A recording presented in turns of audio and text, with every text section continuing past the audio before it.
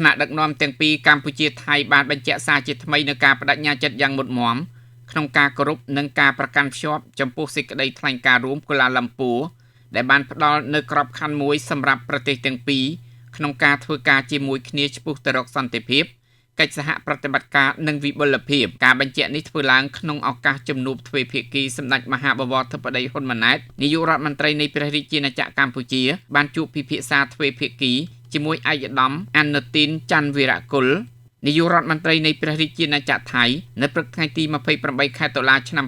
2025នៅទីក្រុងកូឡាឡាំពូនៅក្នុងកិច្ចប្រជុំនោះភាគីទាំងពីរបានពិភាក្សាលើសេចក្តីថ្លែងការណ៍រួមកូឡាឡាំពូដែលត្រូវបានចុះហត្ថលេខានៅថ្ងៃទី26ខែតុលាឆ្នាំ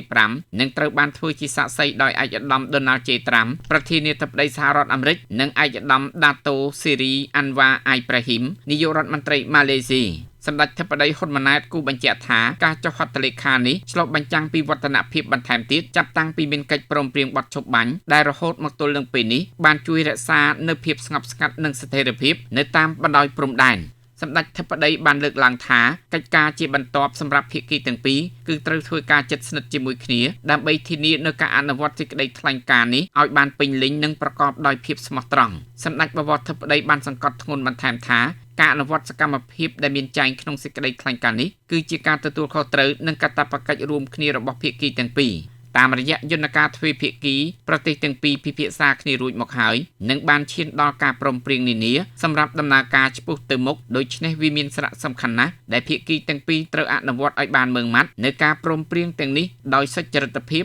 និងភាពស្មោះត្រង់ដើម្បីផលប្រយោជន៍ទៅវិញទៅមកឆ្លៀតក្នុងឱកាសនេះសម្ដេចបវរធិបតីហ៊ុនម៉ាណែតបានរំលឹកជាថ្មីនៅការពំនាំឲ្យមានការដោះលែងទាហានកម្ពុជា18រូបឲ្យបានឆាប់ដោយឈលលើមូលដ្ឋានមនុស្សធម៌និងដូចដែលបានឯកភាពគ្នាក្នុងសេចក្តីថ្លែងការណ៍រួមកូឡាឡាំពូ